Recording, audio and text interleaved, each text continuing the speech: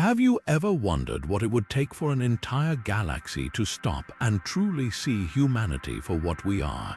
Picture this: the vast, silent chamber of the Galactic Council, a place where empires older than our written history have debated the fate of worlds without a second thought.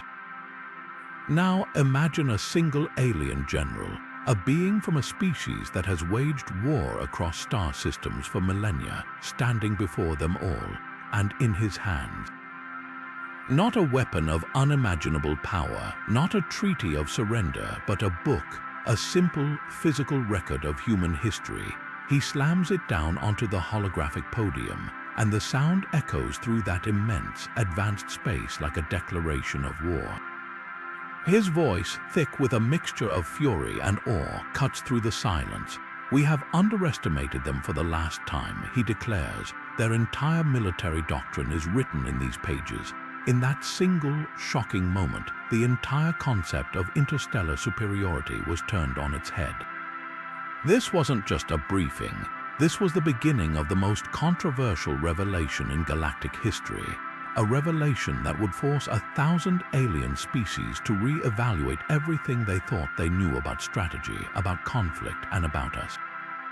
This is the story of why every alien general, every strategic mastermind from the far reaches of space, is now being ordered to study human history. It's a story that begins not with a flashy spaceship battle or a grand technological breakthrough, but with the quiet, profound power of our past. For eons, humanity looked up at the stars and wondered if we were alone. We dreamed of what was out there, imagining civilizations so advanced we could scarcely comprehend them. But what we never dreamed was that our greatest export to the galaxy wouldn't be our technology or our art, but our relentless, messy, and brutally effective way of waging war. Our history, from the ancient battlefields of Greece and Rome to the global conflicts of the 20th century, is a masterclass in strategic adaptation, in psychological warfare, and in a stubborn refusal to ever accept defeat. This video is a journey into that extraordinary realization. We're going to explore the moments in our past that have left alien tacticians utterly bewildered, the strategies they've labeled as both brilliant and insane, and the profound truth that our greatest strength was hiding in plain sight all along, documented in libraries and archives across our planet. You're about to discover why a species once dismissed as primitive and divided has become the subject of the most intense military analysis the universe has ever seen. So get comfortable, open your mind, and prepare to see human history through the eyes of those who thought they had nothing left to learn. The lesson is about to begin. To grasp the sheer shock that rippled through the Galactic High Command, you must first understand their fundamental view of warfare. For them, strategy was a science. It was about computational superiority, fleet positioning determined by flawless logic engines, and engagements measured in precise, predictable cycles. Their greatest admirals were masters of a known and orderly system. Then they met humanity, and in our history, they found something that defied all their calculations, the art of the unpredictable. The first major crack in their understanding appeared not with a modern fleet engagement, but with a lesson from a dusty plain on ancient Earth. General Callan, a veteran of the grim Xanthian campaigns, stood before his skeptical peers in the strategic holotheater. He dismissed the complex star charts they were used to, and instead projected a reconstruction of a terrestrial battle from over 2 millennia ago. The year was 216 BC, the place was Cannae, and the players were the legions of Rome and the Carthaginian general Hannibal Barca. Callan watched as the holographic Roman army, vast and confident in its numerical superiority, advanced. He then pointed to the Carthaginian lines, which appeared to bulge at the center, seemingly ready to break under the Roman pressure. "Observe," Callan commanded, his voice low. "The human commander is feigning weakness. He is inviting the enemy into a trap they cannot yet see." The simulation played out with terrifying elegance. The Carthaginian center yielded, drawing the massive Roman force ever deeper into its embrace. Then, at the perfect moment, the flanks closed in. The Roman army, so mighty and seemingly victorious moments before, was completely surrounded, compressed into a suffocating pocket where their numbers became their greatest weakness. They were annihilated, a silence hung in the chamber, broken only by the faint hum of the projectors. The alien tacticians understood the mechanics of the maneuver, but to them it was a relic, a primitive curiosity. That was until Callan spoke again. This, he stated, his voice cutting through the silence, is the exact same tactical schematic the human admiralty used to envelop and destroy our 7th Fleet at the Battle of Vega Prime. They presented a seemingly vulnerable forward contingent. Our fleet commander took the bait, advanced to exploit the perceived weakness, and was immediately encircled by their cloaked reserve divisions. We lost 30,000 souls to a playbook these humans wrote 2,000 of their years ago. A young junior officer from the Cygnian delegation, her frills trembling with the shock of the revelation, could not contain herself. "You mean to tell us," she whispered, her voice echoing in the quiet room, "that they are using strategies that are 2,000 years old?" Callan turned to her, his multifaceted eyes reflecting the glowing carnage of both Cannae and Vega Prime. "Worse," he replied, the weight of galactic realization in his tone. "It is not that they are using old strategies, it is that their military commanders think in centuries. Our strategic cycles are measured in standard galactic units, a few dozen cycles at most. Theirs are measured in millennia. They do not see a battle as a single event. They see it as one move in a game that has been ongoing since before their species mastered powered flight. They have a cultural memory of conflict that spans their entire recorded history, and they learn from all of it. Every defeat, every victory, every betrayal, and every staggering act of defiance is a lesson they are willing to apply against an enemy from the stars. We are not fighting a current generation of humans. We are fighting every great general from their entire past all at once. But the true depth of their horrifying genius was yet to be fully revealed." After the stunned silence that followed the lesson of Cannae, General Callan knew his peers were still clinging to the idea that these were merely isolated, ancient examples. To shatter that final illusion, he produced a small, charred date, a slate recovered from the wreckage of a derelict human scout ship. The device was a physical artifact, a piece of the enemy they thought they understood. With a solemn tap, he brought up a fragmented text file on the main holoscreen. The characters were archaic, the translation rough, but the meaning was chillingly clear. He read the words aloud, each one echoing in the vast chamber. "All warfare is based on deception." It was a principle from a human text called The Art of War, attributed to a strategist named Sun Tzu, who had lived over 2,500 years ago. A murmur of dismissive recognition went through the council. Ancient philosophy, interesting perhaps, but hardly a pressing military concern. That was the precise moment the emergency alarms began to shriek throughout the station. The main viewports, which had been displaying the serene starfield of neutral space, suddenly filled with the terrifying sight of energy signatures. An entire human task force, a full battle group, was materializing from what their own advanced sensors had reported mere moments ago as empty, uncontested void. They had achieved a perfect sensor-blind ambush, a feat of stealth and coordination the Galactic Fleet's engineers had sworn was theoretically impossible against their scanning technology. The human ships moved with a terrifying synchronicity, their formation not some new, innovative pattern, but a perfect replication of an ancient tactical envelopment described in those very same texts. They had not simply read their history, they had encoded it directly into their fleet's combat algorithms. In that moment of chaos, with the station's shields flaring under the first volley of surprise attacks, General Callan wasn't looking at the tactical readouts. He was staring at the ancient words still glowing on the screen. His voice rose above the din, not in panic, but in a raw, awe-stricken fury as the connection solidified in his mind. They're not just reading history, he roared, his proclamation silencing the frantic reports for a single, horrifying second. They're weaponizing it. The council members watched, frozen, as the human fleet executed maneuvers with names and origins buried deep in Earth's past. This was no random assault. It was a live-fire historical reenactment, a brutal, practical demonstration of principles older than their own civilization. Every feint, every diversion, every concentrated strike was a chapter from a military textbook they had just dismissed as a relic. The realization was a colder shock than any vacuum. Humanity's strategic advantage wasn't a technological secret or a biological quirk. It was their entire bloody timeline, a library of conflict where every war, every battle, and every betrayal was a live case study. A tool ready to be sharpened and used again against an enemy who had only just begun to fight. The chaos of the surprise attack had barely subsided, the station's shields still flickering from the strain, when General Kalen silenced the panicked debriefs with a single raised hand. He did not call for damage reports or tactical countermeasures. Instead, he brought a new simulation to life on the central holodisplay.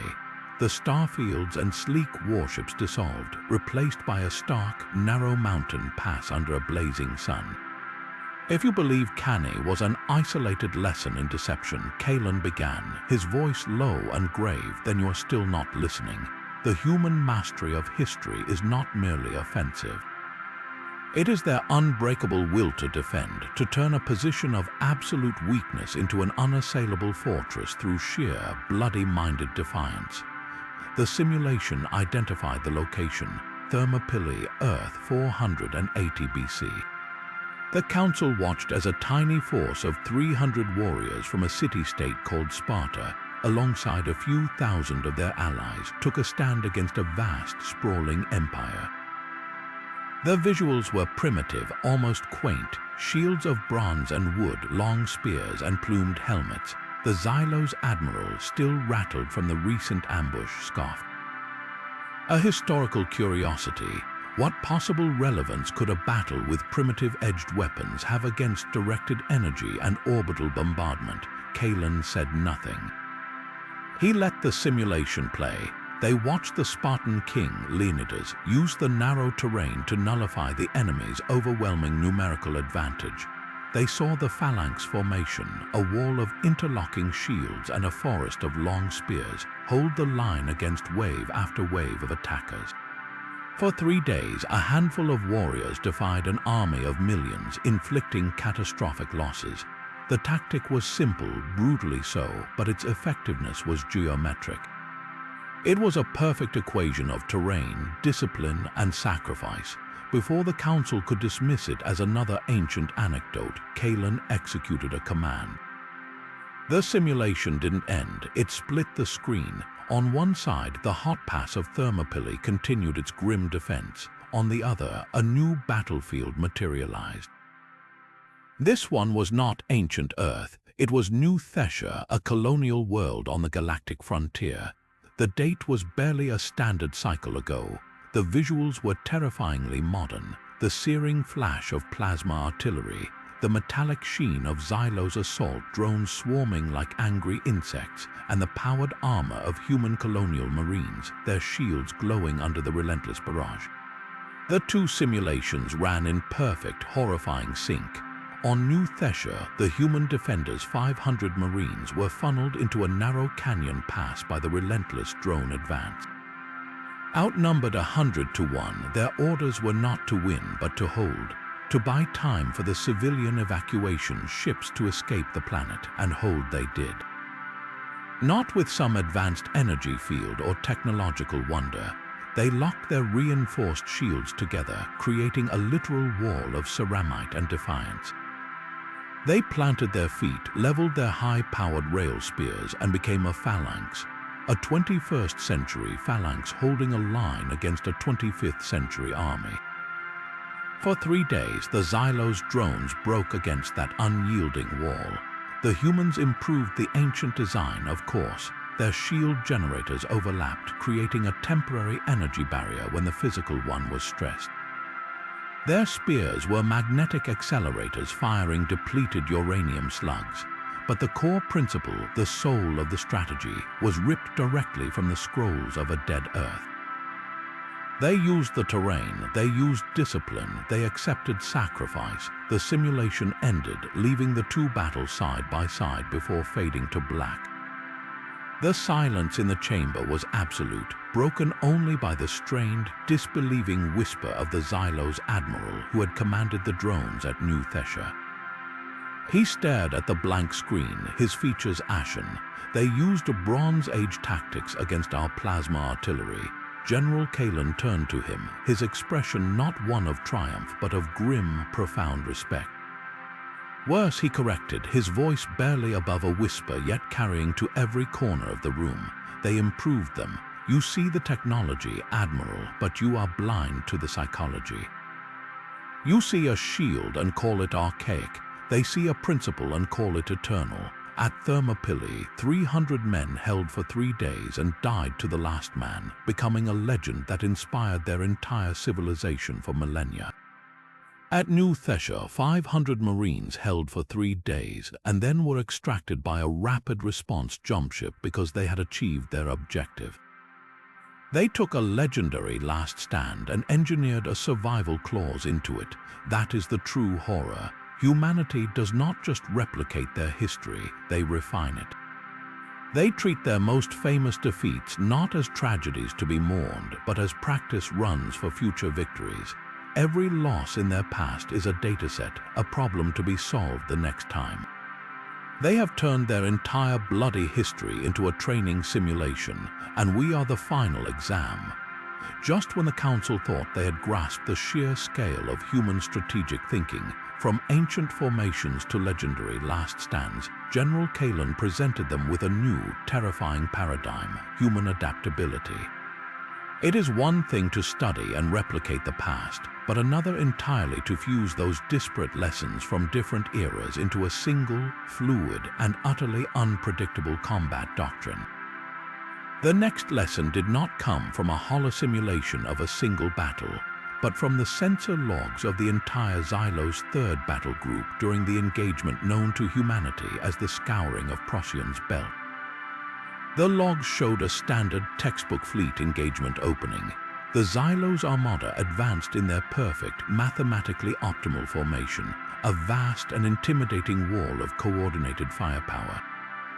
The human flotilla, smaller and seemingly outgunned, initially matched this formation, holding a tight defensive line. To the Xylo's AI, the battle was already a foregone conclusion. Its predictive algorithms were already calculating the point of inevitable human collapse.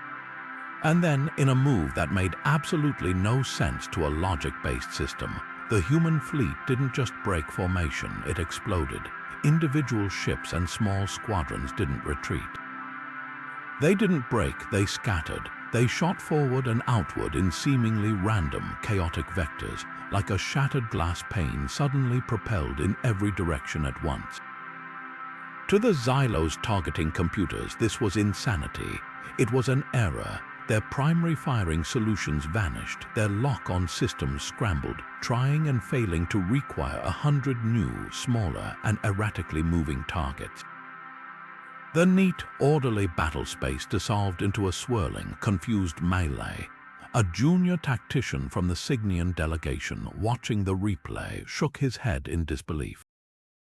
Their coordination is gone. They've lost all command and control.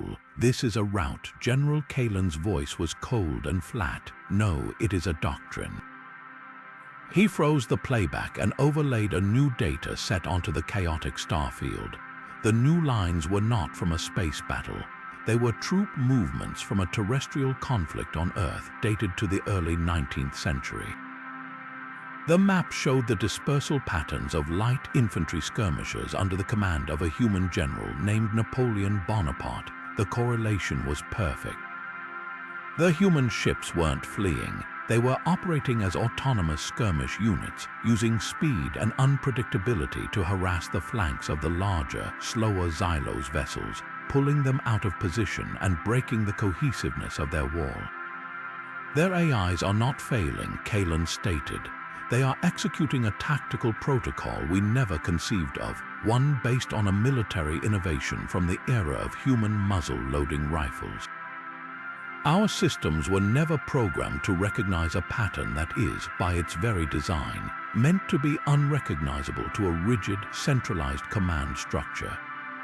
Before the Council could process this fusion of Napoleonic-era army tactics with starfighter combat, the scenario escalated.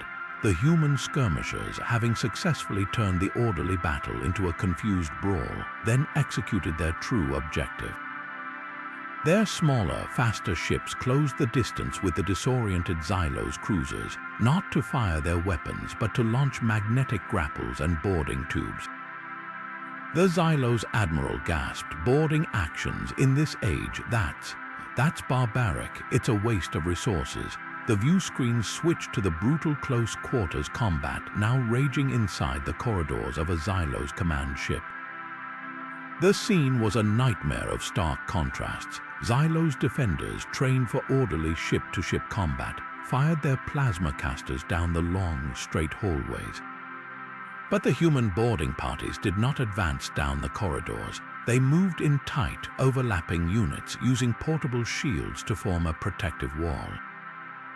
When they met resistance, they didn't return fire from a distance. They closed the gap with shocking speed. Their movements were not the wide, sweeping motions of modern combat, but short, brutal, and efficient stabs and thrusts with monomolecular combat blades and the butts of their rifles. Kalin froze the image on a human marine driving his blade upward under the armored carapace of a Xylos warrior. "And this," he said, his voice dripping with a kind of horrified awe, "is the gladius hispaniensis. A short stabbing sword used by the Roman legions over 2,000 years ago. In confined spaces against a larger opponent, the most efficient way to kill is not with a wild slash or a blast that could breach a hull. It is a precise, close-quarter thrust into a weak point. The Romans perfected it for their phalanxes. These humans have adapted it for starship corridors. They have taken an infantry tactic from antiquity and are using it to clear our ships in zero gravity." He looked around the chamber, meeting the stunned gaze of every admiral and general. "You are witnessing a single, fluid engagement that employs a skirmish doctrine from the 19th century to create the conditions for an infantry tactic from the 3rd century BC. They are not just pulling strategies from their history, they are synthesizing them. They are creating new, horrifyingly effective forms of combat by combining chapters from different millennia as if they were interchangeable components. We are not fighting a single historical era. We are fighting the entire combined and cross-referenced chronology of human warfare all at once, and it is a tactical language our artificial intelligences are completely illiterate in. But the true depth of their historical integration goes beyond formations and fleet maneuvers. It reaches into the very psyche of their soldiers. During the chaotic retreat from the Cygnus X-1 Nebula, a full third of the Galactic Alliance's 7th Fleet was in disarray, their communication channels a mess of conflicting reports and panicked shouts. Then, cutting through the noise on a captured human military frequency, came a voice. It was calm, resolute, and utterly anachronistic. It spoke of fighting on the beaches, on the landing grounds, in the fields, and in the streets, of never surrendering. To the Alliance's panicked translators and decryption AIs, this was a catastrophe. The speech was parsed, its structure analyzed for hidden codes, its word frequency compared to known ciphers. The initial report that flashed across every admiral's screen was one of high alert. The humans were issuing a complex, new set of battle instructions under the designation Churchill Protocol. They were diverting entire squadrons to counter a maneuver that did not exist. General Kalin, listening to the raw audio feed, did not reach for a tactical display. He accessed the historical archives and he found it. The speech was not a code. It was a direct, verbatim transmission of an address given by a human political leader named Winston Churchill in the year 1940 during a planetary conflict called World War II. He was not issuing new orders, he was quoting history. Kalin replayed the recording for the baffled War Council, letting the archaic, powerful words fill the room. We shall fight on the beaches, we shall fight on the landing grounds, we shall fight in the fields and in the streets, we shall fight in the hills, we shall never surrender. The Cygnian intelligence officer was bewildered. It is a motivational speech, a relic. Why would a fleet admiral waste valuable bandwidth on this during an active combat retreat? What tactical purpose does it serve? Kalin's response was quiet, almost reverent, and it carried a colder chill than any battle analysis. You are asking the wrong question. You see a waste of bandwidth, they see a force multiplier. You hear the words of a dead leader. Their soldiers hear the voice of their entire species refusing to quit. That is the tactical purpose. He explained that for the human soldiers listening, this was not a history lesson. It was a direct transfusion of resolve from their past to their present. It was a signal that their current struggle was not an isolated event, but the latest chapter in an eternal story of defiance. It told them that their ancestors had faced worse, had stood on the edge of annihilation, and had prevailed through sheer stubbornness. It granted them the incredible morale of 10,000 years of human stubbornness all at once. The most terrifying part, Kalin continued, is that it works. Our psychological profiles confirm it. A human unit hearing that speech or others like it shows a measurable spike in combat effectiveness, endurance, and willingness to engage against suicidal odds. They are not drawing strength from the promise of victory. They are drawing strength from the legacy of survival. Their commanders are not just military leaders, they are conductors, orchestrating the echoes of their entire history to resonate on the battlefield. We can jam their communications, we can outnumber them, we can outgun them. But how do you counter a weapon that exists not in the present, but across the entirety of their timeline? How do you defeat an enemy that fights not just for their future, but for the honor of their entire past? The next shock to the Galactic Council's understanding of warfare arrived not with a grand fleet engagement, but with a series of silent, crippling disruptions that seemed to come from nowhere. Supply convoys, the lifeblood of any interstellar campaign, began to vanish, not in dramatic battles, but in swift, brutal ambushes along hyperlane tributaries. Sensor logs recovered from the few surviving escort ships showed a pattern of attack so fast and efficient it defied their tactical models. Small, hyper-advanced human gunships would emerge from the sensor shadows of rogue asteroids or nebulous gas clouds, unleash a pinpoint barrage that disabled engines and shredded cargo holds, and then vanish back into the void before a coordinated defense could be mounted. They weren't seeking to destroy the escorts, they were surgically removing the supplies and leaving the military vessels adrift and helpless. General Kalin presented the data to a council growing increasingly unnerved by these asymmetrical attacks. He displayed a star chart of the affected regions, the crippled convoys marked as pulsing red dots along key supply routes. Then, with a tap of his console, he overlaid another map. This one was not a star chart. It was a topographical map of a region on ancient Earth called the Eurasian Steppe, dated to the 13th century. The routes of the human raiders in space and the routes of the ancient Mongol horsemen on Earth synced together with a perfection that was nothing short of horrifying. The asteroid fields were the modern equivalent of the vast, open plains. The hidden hyperlane tributaries were the mountain passes and river valleys the Mongols used to move unseen. The humans have a term for this, Kalin explained, his voice devoid of its earlier fury, replaced by a tone of clinical, horrified admiration. They call it the YAM system, a network of supply and communication routes established by a conqueror named Genghis Khan. But it was more than just logistics. It was the nervous system of a new kind of warfare. The Mongols did not march in heavy formations. They were a storm of light cavalry moving with a speed their enemies could not comprehend. They would strike a target with overwhelming, localized force, so absolute terror, and then dissolve back into the landscape before any significant opposition could be organized. They didn't just defeat armies, they shattered an empire's will to fight by making nowhere feel safe. He zoomed in on a specific engagement, both ancient and modern. A Mongol Tumen, a unit of 10,000 horsemen, appeared to retreat from a larger force, drawing them into a pursuit. Days later, that pursuing force would find itself exhausted, stretched thin, and suddenly ambushed by fresh Mongol units that had traveled incredible distances to set the trap. The holodisplay then showed the exact same maneuver in space. A human raiding party feigned a retreat from a Xylos patrol, luring them deep into an unmapped asteroid field. The Xylos commander, believing he had the humans cornered, pushed his engines to their limit.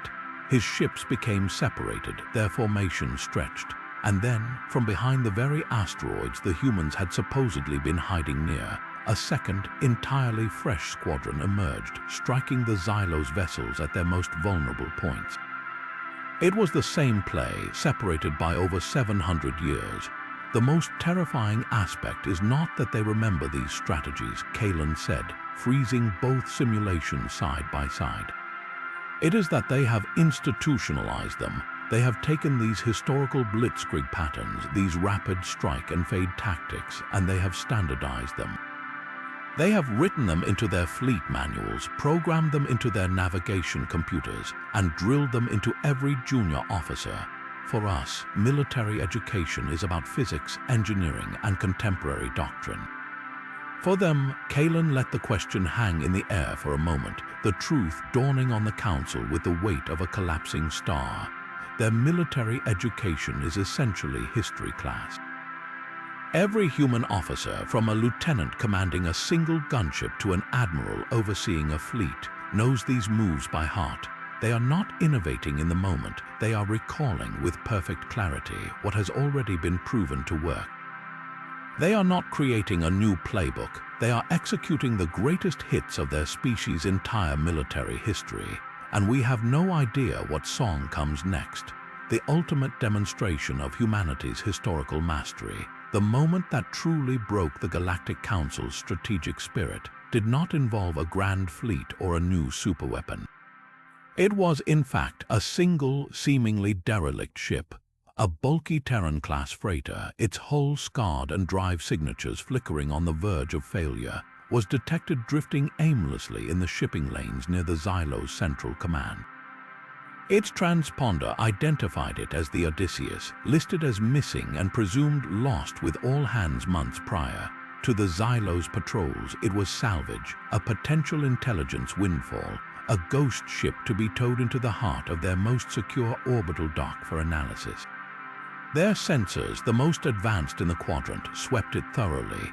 They detected no energy weapons, no powered armor signatures, no life signs beyond a few residual blips likely from radiation leakage or rats. It was, by every metric their technology could provide, empty, as the massive tractor beams of the Xylos headquarters station locked onto the derelict hull and began to draw it into the vast, brightly lit landing bay. General Kalen was monitoring the situation from the council chamber. A deep, primal dread, a feeling no other species in the chamber seemed to share, began to coil in his gut. He saw the data streams confirming the ship's emptiness, and instead of being reassured, he felt a cold sweat break out.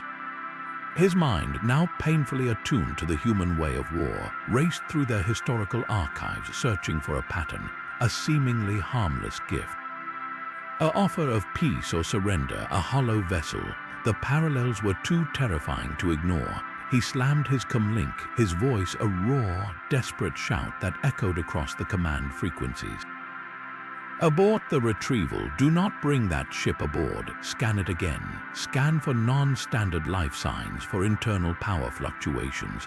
Check for historical parallels. On the station's command deck, the Xylos officers paused, confused. The senior dockmaster, annoyed by the hysterical interruption from a political general, responded with cold, logical superiority. "General, our scans are conclusive. The vessel is a vacuum. There is nothing aboard but dust and vacuum. Your historical obsession is clouding your judgment." The moment the Odysseus settled onto the deck plates of the landing bay, its rust-colored hull stark against the pristine white of the station, the massive bay doors began to cycle shut. The internal atmospheric field shimmered into place. It was the final, irrevocable step. They had not just captured a prize, they had willingly sealed the Trojan Horse within their gates.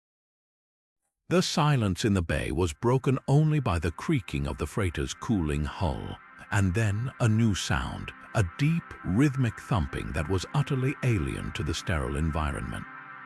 It was the sound of fists beating in unison against metal from the inside. A voice, amplified and thunderous, spoke in archaic but perfectly translated human Latin. It was a line from a poet named Virgil, a warning from an epic thousands of years old, Timeo Danaus et dona ferens. I fear Greeks, even those bearing gifts, before the translation could even be processed by the stunned Xylos security teams. The sides of the freighter exploded outward. Not with the force of bombs, but with precisely blown hydraulic bolts. Panels fell away to reveal not cargo holds, but drop ramps, and from within the belly of the beast, a nightmare emerged. Not in the form of Greek hoplites, but in the form of human Terran Marines in full-powered assault armor, their helmeted visors glowing with a cold, predatory light. They erupted from the ship not with wild screams, but with a terrifying, disciplined silence, moving in perfect, coordinated fire teams. Their weapons, integrated into their armor, swept the bay with targeted precision, disabling security drones and stunning the unprepared Xylos guards before a single shot could be fired in return. The entire operation was over in less than a standard minute. The command deck of the headquarters station was seized, its communications cut, its commanders captured without a single casualty on either side. It was a perfect, bloodless coup executed not with technological supremacy, but with a 2,000-year-old playbook. General Kalin, watching the security feeds go dark one by one, did not feel anger. He felt a kind of horrifying, species-level awe. He turned to the silent, ashen-faced members of the Galactic Council. "You see," he whispered, the fight gone from his voice, replaced by a profound and chilling acceptance. "You asked how we counter a weapon that exists across their timeline. This is how. They did not need to invent a new strategy. They did not need a technological breakthrough. They simply reached into their past, dusted off one of their oldest and most famous stories, and updated the props. The horse became a starship. The Greek soldiers became Marines in powered armor. The result was identical. We were not defeated by their present. We were defeated by their myth. Yet even the stunning psychological victory of the Trojan Horse was not the final layer of human ingenuity. If that maneuver represented the weaponization of myth, what followed was the sanctification of sacrifice. The next transmission to shake the Galactic Council was not a report of a captured station, but a frantic, confused distress call from the remnants of the Xylos Third Fleet, engaged in a mop-up operation against a broken human flotilla. The visuals were chaotic, almost nonsensical. A handful of crippled human frigates, their engines dead and hulls bleeding atmosphere, were adrift and surrounded. By all laws of war, they were defeated. Their options were surrender or annihilation. They chose a third path. Without warning, the drifting hulks flared to life. Not with weapons fire, but with a massive, uncontrolled power surge from their dying reactors. They weren't trying to escape, they were overloading their cores. And as they did, a new sound flooded the Xylos comm channels. It was a low, guttural, rhythmic chant, a chorus of male and female voices singing in a language so ancient and primal its translation matrix struggled to find meaning. The words spoke of dark waves, of iron skies, of a hall of slain heroes awaiting those who died with weapon in hand. It was not a song of surrender. It was a song of welcome, greeting the approaching void. Then the dying ships moved. With their last vestiges of thruster power, they did not try to evade. They turned, each one aligning its broken bow directly at the heart of the nearest Xylo's flagship. They were listing trailing debris, but their trajectories were unwavering. The Xylo's gunners, trained to target engines and weapons, were momentarily paralyzed. This was not a tactical maneuver, it was a funeral procession. The human vessels, wreathed in the terrifying light of their own impending supernovas, began to accelerate. The haunting chant grew louder, more defiant, pouring from their comms and directly into the neural interfaces of the Xylo's command crews. For the Xylos, whose consciousness is partly cybernetic and linked to their ship's systems, the effect was catastrophic. The ancient, rhythmic chanting did not just sound in their ears, it resonated within their very neural pathways. It wasn't music, it was a weaponized data stream of pure, undiluted intent. Their systems interpreted the raw emotion behind the chant, the acceptance of death, the desire for glory, the utter absence of fear, as a form of debilitating psychic static. Warning sirens blared across the Xylo's bridges as officers clutched their heads, their logical minds unable to process the suicidal fervor they were witnessing. One admiral screamed, her voice breaking with a terror she had never felt in a conventional firefight. "They are not trying to win. They are trying to take us with them." In the council chamber, the live feed was accompanied by a frantic tactical analysis trying and failing to categorize the event. It was being logged as an unconventional energy weapon. General Kalen listened to the distorted, booming chant, watched the ships fly their final, fatal courses, and felt a shiver of recognition so deep it felt like a religious experience. He accessed the archives, cross-referencing the audio. When he found the match, his blood ran cold. "Silence your alarms," he commanded, his voice hollow. "It is not a weapon, it is a hymn." He told them of the Vikings, Norse seafarers from Earth's early medieval period. He explained their belief that a death in battle was not a loss, but a direct ticket to the halls of their gods. He described their funeral rites, where great warriors were sent to sea in their burning ships, a glorious pyre upon the waves for all to see, a final, unforgettable statement of a life lived without fear. "These human sailors," Kalen continued, gesturing to the view screen where the first frigate, glowing like a small star, impacted the lead Xylo's battleship. The resulting reactor breach tore a hole in reality itself, vaporizing both vessels in a silent, expanding ball of light. They are not committing suicide. They are conducting their own funerals. They are using their own destruction as a platform for one last, overwhelming act of psychological terror. They are broadcasting their death chants because the point is not just to destroy your ship. The point is to ensure that every one of your crewmen, linked into their systems, hears their acceptance of death and feels their own fear magnified tenfold. They are ensuring that the story of their end will be seared into the memory of your entire species. A conventional defeat teaches you to be cautious. An experience like this teaches you to be terrified of ever engaging them again. A stunned council member from a pacifist world, her face pale, whispered a question that hung in the air. But why? Why choose such a horrific end when surrender was an option?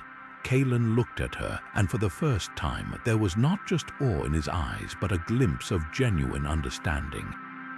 Because for them, history is not just a tool, it is their immortality. That Viking warrior burning on his ship 1,000 years ago achieved a form of immortality through the story of his death. These humans believe that by replicating that act here today against us, they are tying their own sacrifice directly back to that legacy. They are not just dying. They are adding their names to a legend, and they know that legend itself is a weapon more powerful than any plasma cannon because it can never be destroyed. It can only be passed down, growing more terrifying with each telling. We are not just fighting soldiers, we are fighting myth makers. After the brutal effectiveness of their psychological and sacrificial warfare, the next demonstration of human ingenuity was one of sheer, awe-inspiring audacity. The Cygnus Veil, a massive, churning nebula of ionized gas and gravitational anomalies, had long been the Galactic Alliance's most secure border. For centuries, it was considered a complete and utter strategic impasse. Its violent energy discharges scrambled sensors and navigation computers, and its unstable gravitational tides could tear a capital ship apart in moments. Our fleets were stationed along its edges, confident that no force, no matter how determined, could possibly cross it in any meaningful strength. It was our ultimate moat. Then the impossible happened. 123 separate sensor buoys along the nebula's edge sent out simultaneous proximity alerts before dissolving into static. Before the Alliance command could even process the data, the main viewports of the command station filled with the impossible sight of human warships. Not a few scattered scouts, but the vanguard of their entire second fleet, emerging from the very heart of the impassable nebula as if stepping through a curtain. They had not gone around, they had not found some hidden, stable path. They had, for all intents and purposes, simply built a bridge.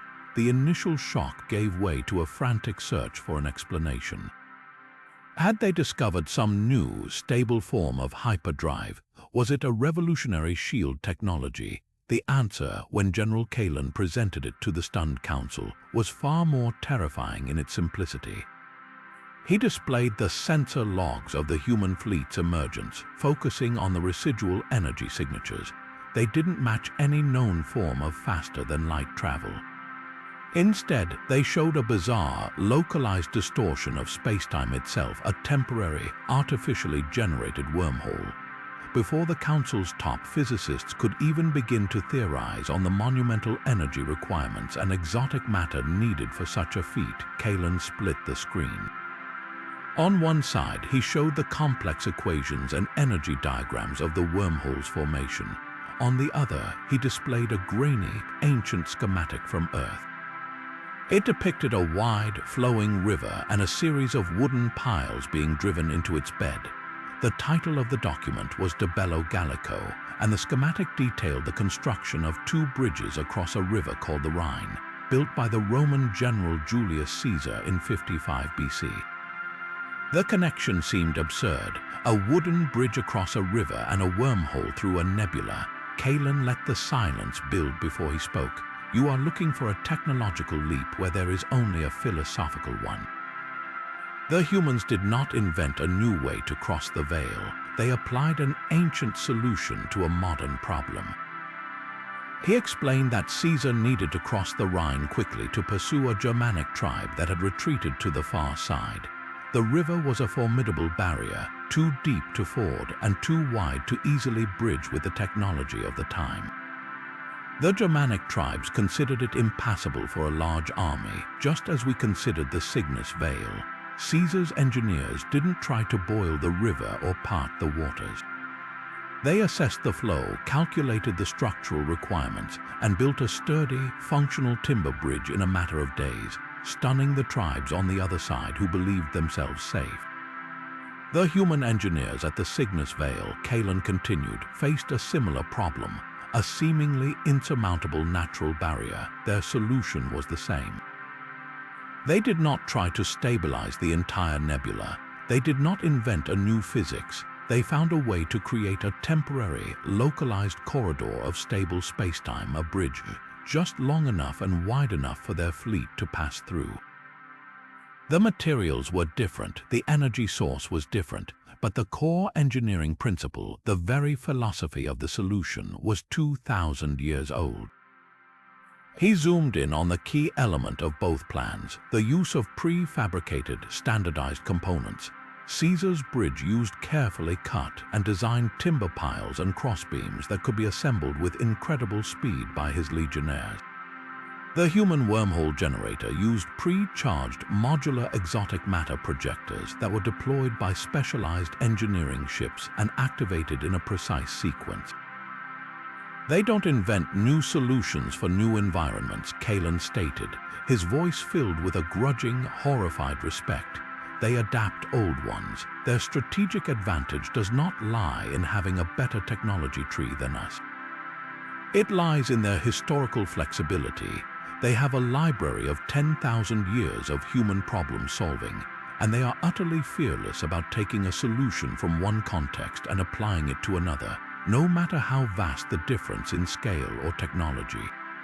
A Roman bridge becomes an interstellar wormhole.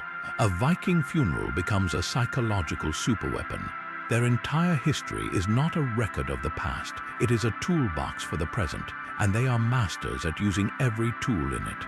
But the true question lingering in the minds of the council was how. How do you train an entire officer corps to think this way? How do you institutionalize a 10,000-year memory? The answer came not from a battlefield replay, but from a single, intercepted data stream labeled Spartan surveillance footage. The name itself was a misdirection, suggesting a secret weapons test or a new form of combat training.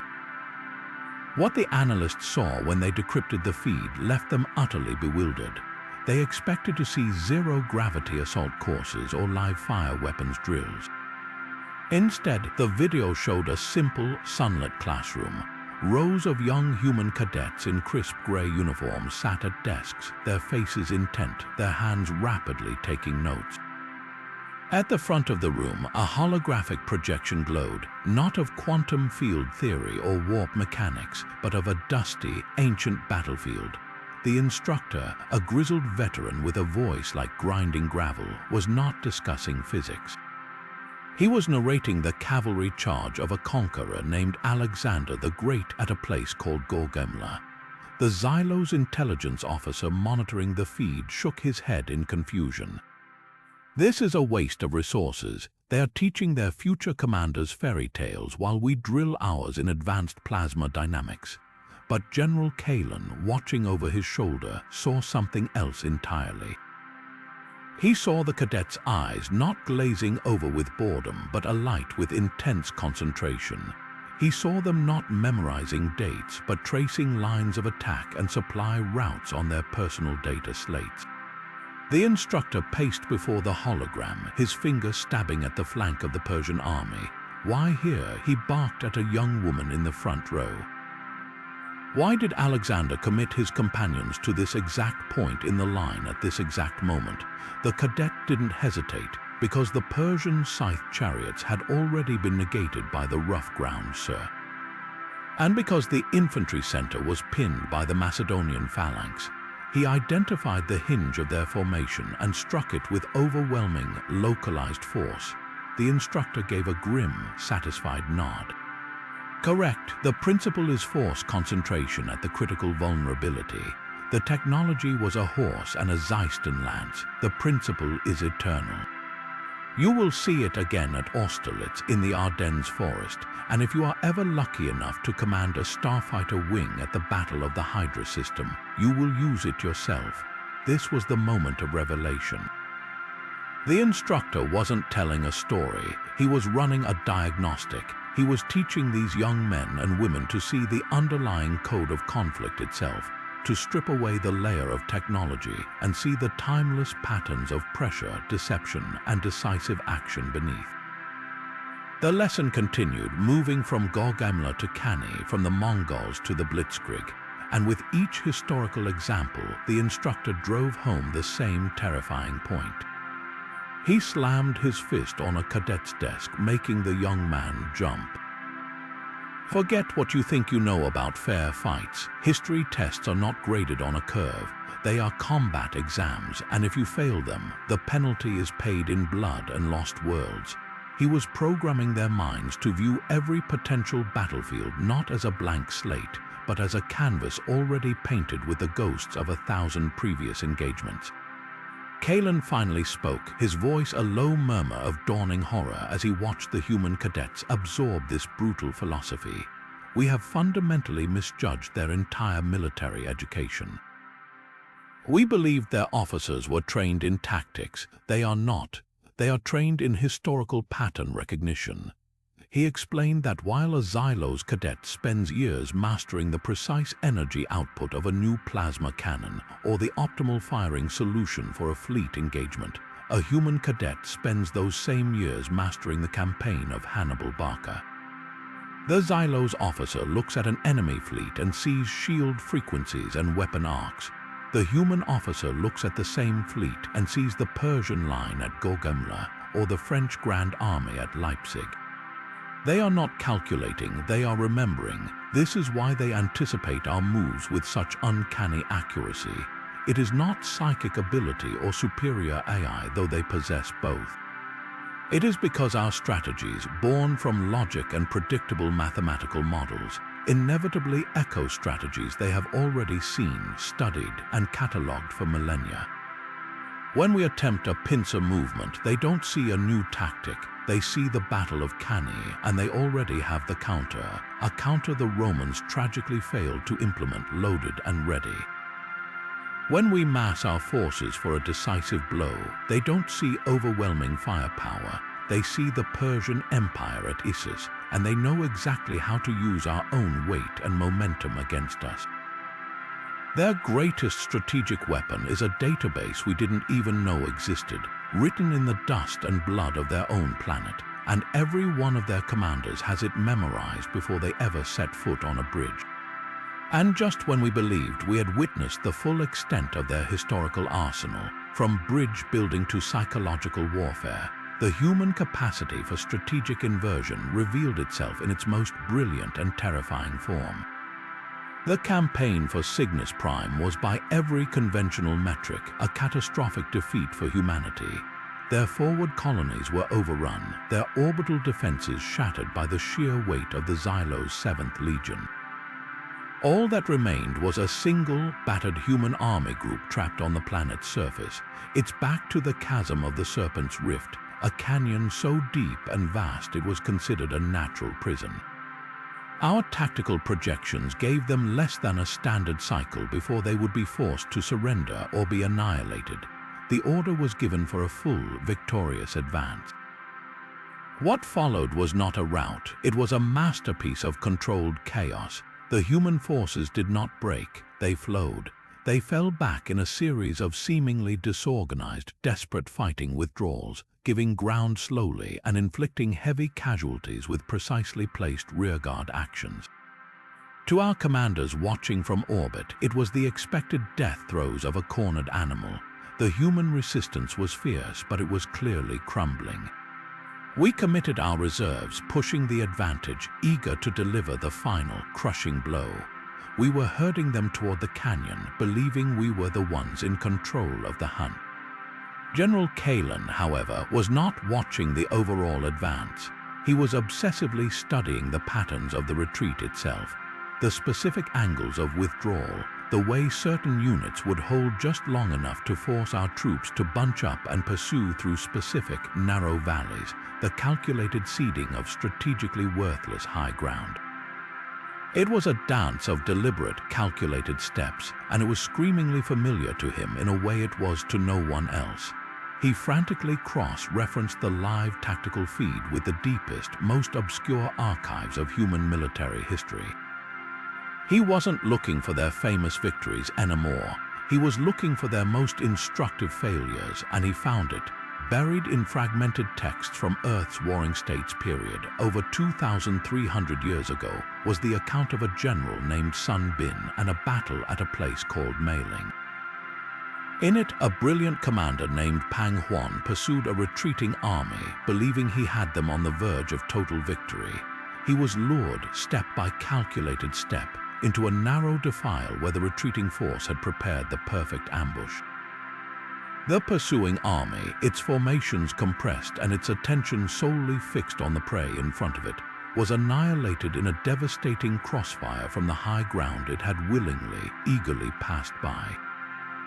It was a legendary ambush built entirely on the illusion of a successful retreat. Kalin's voice was a blade of pure, undiluted panic across the command channel. Abort the advance, it's a trap. They are not retreating, they are baiting us. The entire pattern is a replication of the Meiling way. Pull back now, it was too late.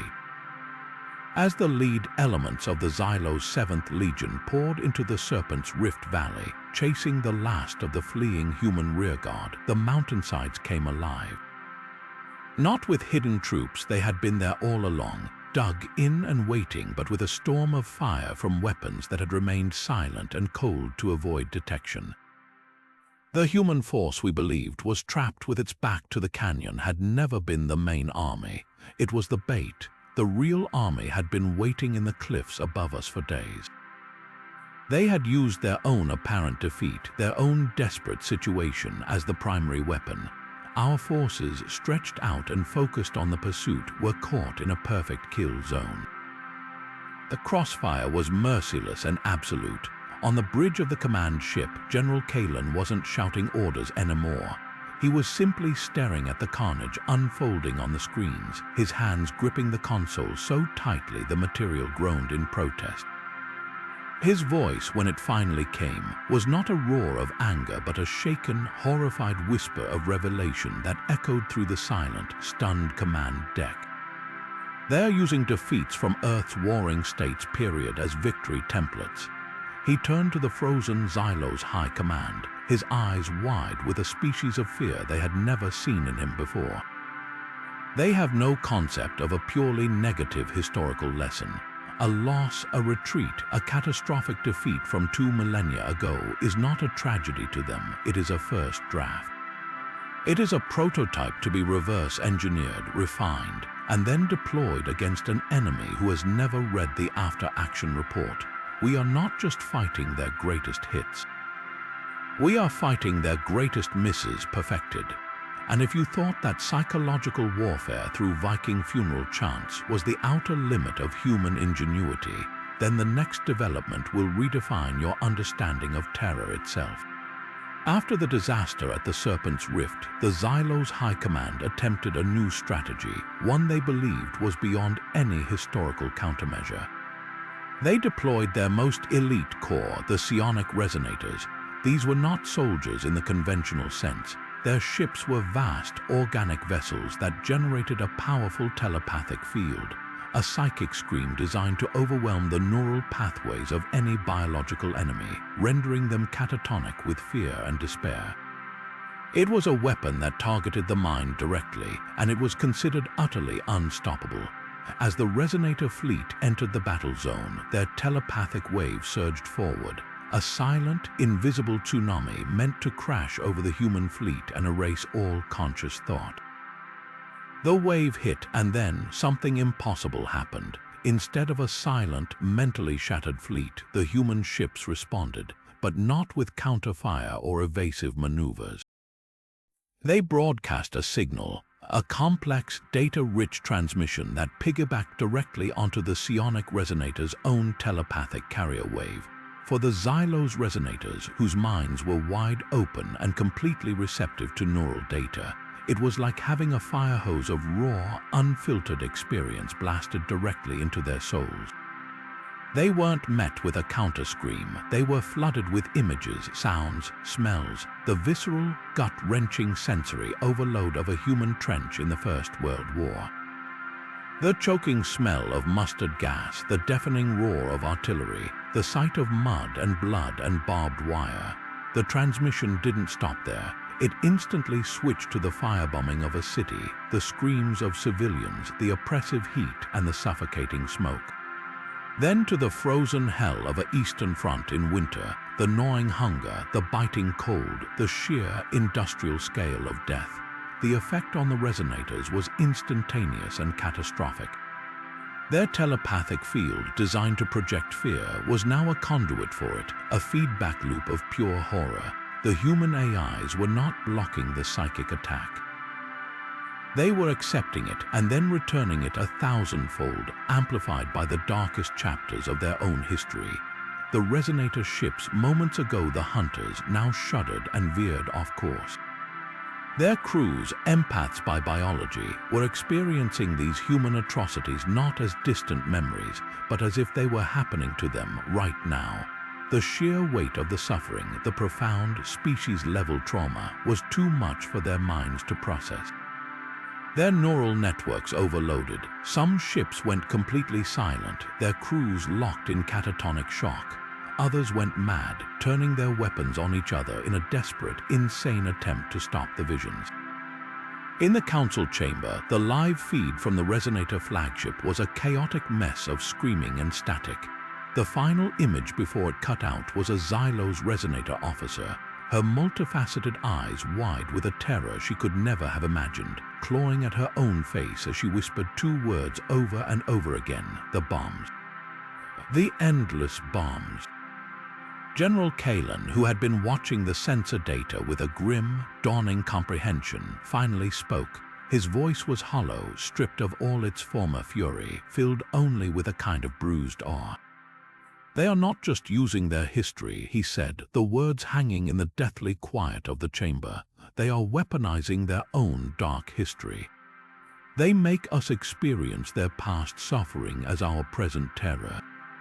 He explained that for a telepathic, empathetic species like the Xylos, this was the ultimate violation and the ultimate psychological attack.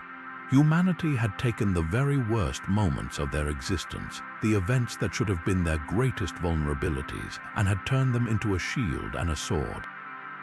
They had digitized their own trauma and learned to broadcast it as a form of emotional radiation, poisoning any mind sensitive enough to perceive it. The human advantage, Kalen concluded, was no longer merely strategic or tactical. It was existential. We fight for resources, for territory, for ideological dominance. They fight with the accumulated pain of 10,000 years of internal conflict burning in their souls. They do not bury their past shames, they curate them. They keep their scars fresh, not to torture themselves, but to ensure that any enemy who tries to attack their mind will find itself lost in a museum of nightmares. Their greatest defense is a willingness to embrace their own darkest moments and offer them as a gift to their foes. How do you defeat an enemy who is willing to use their own historical pain as ammunition? The final, most baffling layer of human strategic communication defied all known cryptanalysis and signal interception protocols. It was not based on complex mathematics or shifting quantum ciphers, but on a 500-year-old body of theatrical work. The first hints emerged when a junior Xylos linguist, assigned to monitor low-priority human fleet chatter, noticed a peculiar pattern. In the hours preceding a major offensive, a specific, archaic phrase would often appear on seemingly unrelated cultural bandwidths, sometimes even broadcast openly from planet-side entertainment networks. The phrase was "once more unto the breach, dear friends, once more." Our analysts ran it through every decryption algorithm, searching for hidden numerical codes or acrostic patterns. They found nothing. The words were just words. Yet, without fail, within standard cycles of its transmission, the human fleets would launch a massive, coordinated frontal assault against our strongest defensive positions. This was not an isolated incident. A different phrase, "cry havoc," was linked to the sudden, uncontrolled release of hunter-killer drone swarms. The game is afoot preceded high-speed, complex fleet maneuvers that resembled a multi-ship hunt. It was as if the human commanders were reading their battle plans from a script written centuries before spaceflight was even a concept. General Kalen, now the galaxy's foremost and most reluctant scholar of human antiquity, was the one who finally made the connection. He had been cross-referencing these cryptic transmissions with cultural archives, and the source material was always the same: the collected works of a human playwright named William Shakespeare. He presented his findings to the High Command, a stack of data slates containing battle reports next to leather-bound copies of Hamlet and Henry V. Their communications are not just encrypted, he explained, his voice strained with the effort of making them understand the sheer absurdity of it. They are layered with a literary and cultural history we have no hope of interpreting. We can break a quantum cipher in microcycles, but we have no key for a sonnet. We can intercept a tight beam transmission, but we cannot decipher a quote from a history play performed for human children. They are using their greatest art as their most effective code. The solution, born of sheer desperation, was as unprecedented as the problem. The Xylos High Command, in a move that would have been unthinkable a year prior, authorized Operation Bard's Tongue. They didn't recruit cryptographers or AI specialists. Instead, they discreetly hired human literature professors from captured colonial universities. These academics, who had spent their lives analyzing iambic pentameter and thematic motifs, were abruptly thrust into the heart of the Galactic War effort. Dr. Aris Thorne, a frail, elderly expert in Elizabethan drama, found himself standing before a holographic star map, a steaming cup of tea in his hand, while grim-faced Xylos admirals waited for his analysis. A transmission had just been intercepted. There is a tide in the affairs of men. The Xylos intelligence officers were baffled. Was it a reference to an aquatic assault, a warning about gravitational anomalies? Dr. Thorne took a slow sip of his tea, peering at the star chart through his spectacles. "Ah," he murmured, "Julius Caesar, Act 4, Scene 3. It's not about water, it's about seizing an opportunity."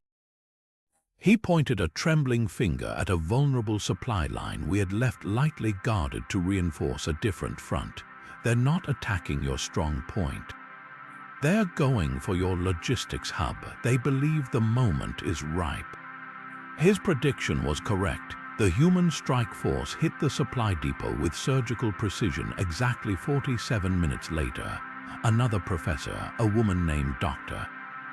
Eva Rostova, who specialized in tragic tropes, heard the phrase "all the world's a stage" repeated on a loop from a seemingly derelict communications buoy.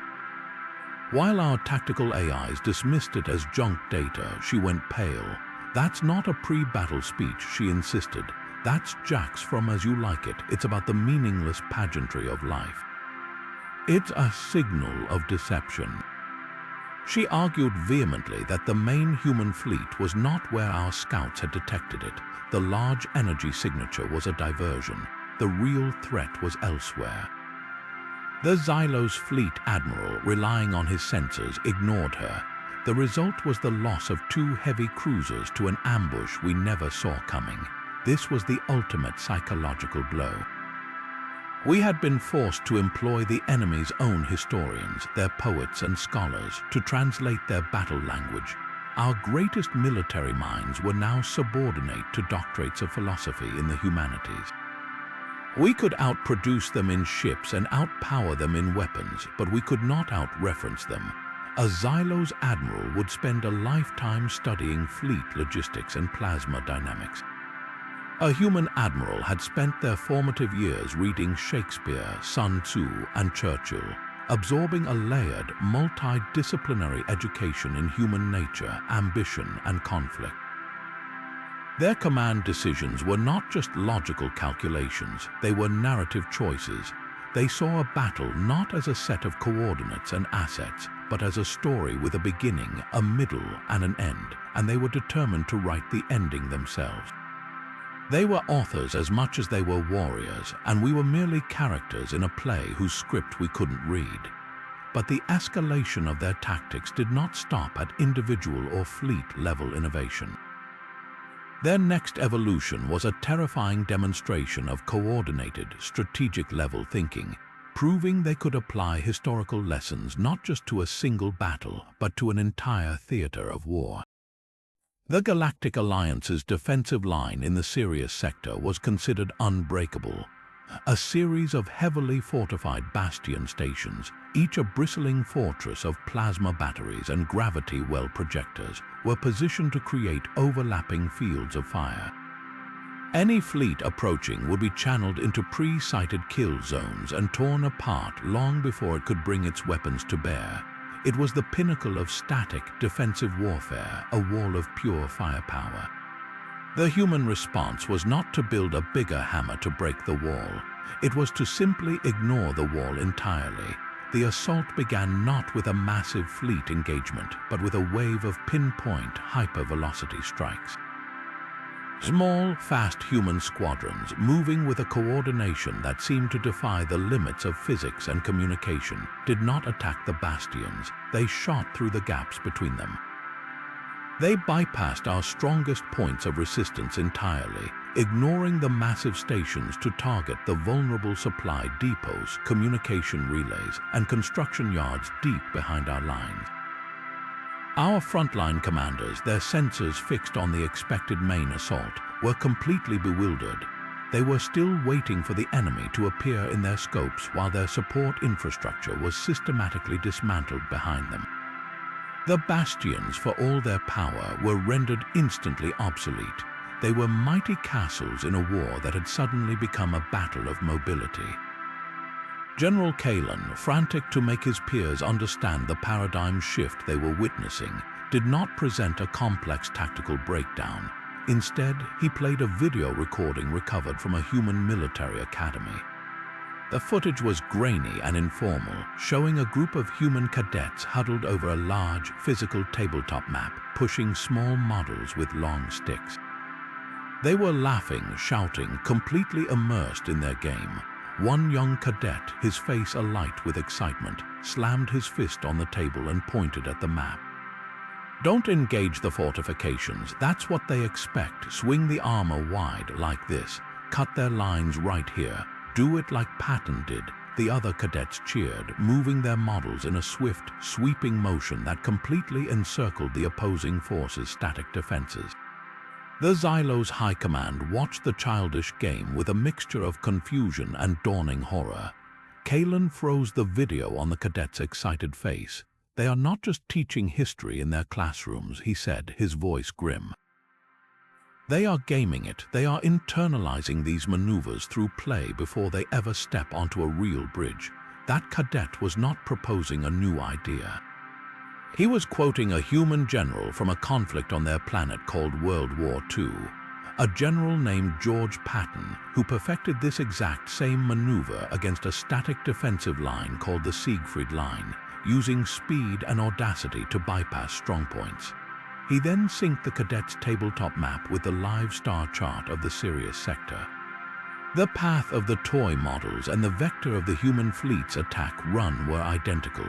Their so-called tactical innovation is just historical refinement. They have taken a 70-year-old terrestrial battlefield strategy, updated the technology from tanks to starships, and are using it to dismantle our best defenses. They are not inventing a new way to fight. They are simply remembering an old one, and they have been practicing it since they were children. If you thought their military strategy was a direct lift from the history books, wait until you see how they conduct their diplomacy.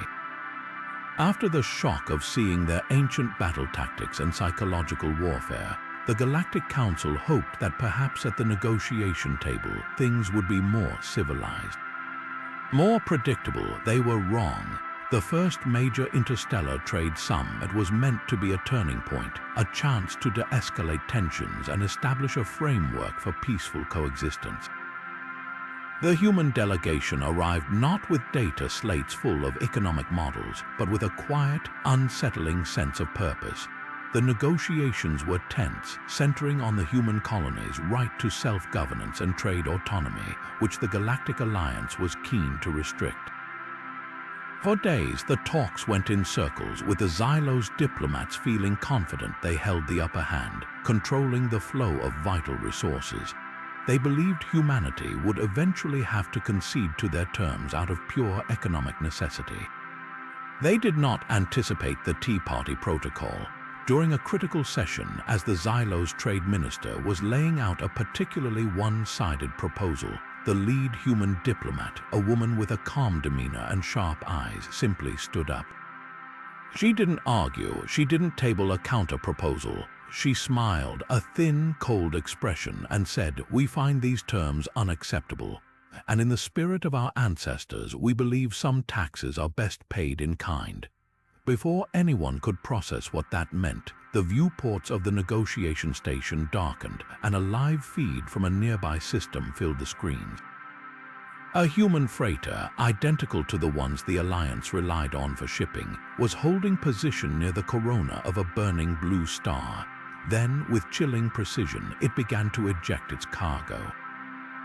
Not just any cargo, it was a hold full of benite crystals, the very same rare, hyper-efficient energy crystals that were the cornerstone of the Alliance's technological edge and the primary bargaining chip the Xylos were using in the negotiations. The crystals, glittering and incalculably valuable, spilled into the void, instantly vaporizing in the star's immense heat. It wasn't an attack, it was a performance. A silent, devastatingly expensive piece of political theater. On the bridge of the freighter, the human crew, their faces resolute, were even dressed in crude approximations of 18th century garments, a detail that seemed absurd until its meaning became horrifyingly clear.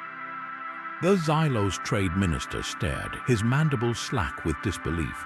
They're burning their own wealth. This is insanity. What possible tactical advantage does this serve? General Kalen, who had been silently observing the proceedings, let out a long, weary breath.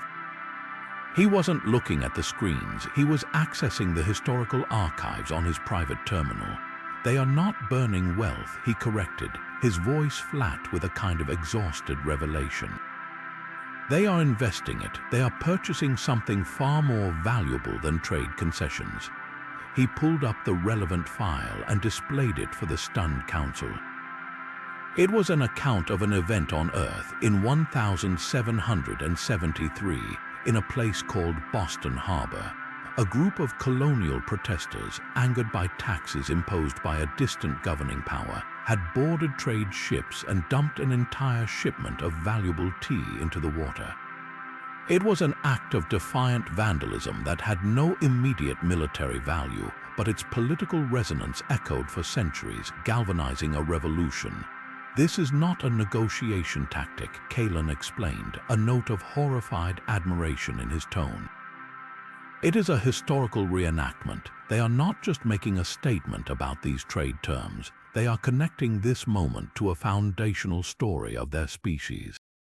They are telling us, and every human watching, that this is another Boston Tea Party, that they would rather see their resources turn to stardust than accept what they perceive as tyranny from a distant power. He made the council understand that the loss of the benite crystals was a calculated down payment. The real return on investment was the powerful symbol it created, a story that would be told and retold, uniting their people and demonstrating a willingness to sacrifice tangible assets for intangible principles. Even their diplomacy follows historical scripts, Kalen concluded, shaking his head. They'll recreate any historical protest if it fits the situation. They don't just study history, they use it as a living language, a set of rhetorical tools. For them, politics is not just debate. It is historical theater, and every action is measured by its symbolic weight against the backdrop of their entire past. But the most profound and terrifying shift in the conflict did not occur in the vastness of space or on conventional battlefields. It happened in the mud, on occupied worlds like New Catalonia and Viridian 3, where the Galactic Alliance had planted its flag and declared victory. The true, stubborn heart of human resistance began to beat. Our peacekeeping forces expected sporadic, disorganized rebellion. What they encountered was something far more ancient and deeply ingrained. The initial reports from planetary governors were confused and frustrating. Patrols would vanish without a trace. Supply depots would explode from subterranean charges. Our orbital surveillance, which could track the migration of a single microbe, was suddenly, inexplicably blind. From space, the occupied territories looked pacified. On the ground, our soldiers were walking into a nightmare woven from the darkest threads of human history. General Kalen brought the grim evidence before a council that was growing weary of his historical lectures. He displayed thermal scans of a seemingly tranquil farmland on Viridian 3. The surface showed nothing but soil and native vegetation, but when he layered a subsurface sonar map over it, the image transformed into a horrifying, intricate spiderweb. There were tunnels, not just simple holes, but a vast, multi-level underground city. There were living quarters, storage rooms, hidden workshops, and even hospitals dug hundreds of feet below the surface. The design was a masterpiece of military engineering, with cleverly disguised ventilation shafts that looked like termite mounds, and entrances concealed at the bottom of natural sinkholes. This, Kalin stated flatly, is the Cannae network, a design implemented by Viet Cong insurgents on Earth during a conflict in the 20th century. It was designed to negate aerial bombardment and superior firepower, and it worked. Before the Council could dismiss it as a local anomaly, he switched to another planet, a desert world called Xerxes Prime. Here, the scans revealed a different kind of horror. The desert floor was littered with thousands of small, perfectly camouflaged pits. Each one was a masterclass in cruel simplicity. At the bottom of each pit, sharpened stakes, often coated in a debilitating neurotoxin derived from local flora, waited for the unwary. Our patrols, marching confidently across what appeared to be open ground, would have their legs ripped out from under them by these ancient, brutal traps. Kalin zoomed in on the design of one pit, highlighting the angled spikes and the shifting sand that concealed it. And this, he said, his voice heavy with a kind of sickened respect, is the Persian Scorpion Trench. A design used by the Achaemenid Empire over 2,500 years ago to defend against cavalry. They have not changed a single engineering principle. They have simply scaled the neurotoxin to affect our biology. The Council was silent, struggling to reconcile the image of a high-tech starfaring species with the reality of sharpened sticks in holes. A junior officer finally voiced the collective disbelief. This is primitive, savage. Why would they resort to this? Kalin's response was immediate and brutal. Because it works, and because it requires no technology we can easily disrupt. Their resistance fighters are not issued plasma rifles from a central armory. They are given a shovel and a history lesson. He explained that every human child in their basic education learns about the French resistance, the Warsaw Ghetto Uprising, the American Revolution's Minutemen. They are raised on stories of underdogs who used guile, terrain, and sheer unpredictability to overthrow seemingly invincible occupiers. You are not fighting soldiers, Kalin stressed, his voice rising. You are fighting living history. A farmer on New Catalonia isn't devising a new way to hide from your scanners. He is remembering how his ancestors hid from drones in Waziristan. A mechanic on Xerxes Prime isn't inventing a new trap. He is replicating a punji stick trap from the Vietnam War that he saw in a documentary. Their entire insurgency is a patchwork quilt of every successful resistance movement their species has ever produced.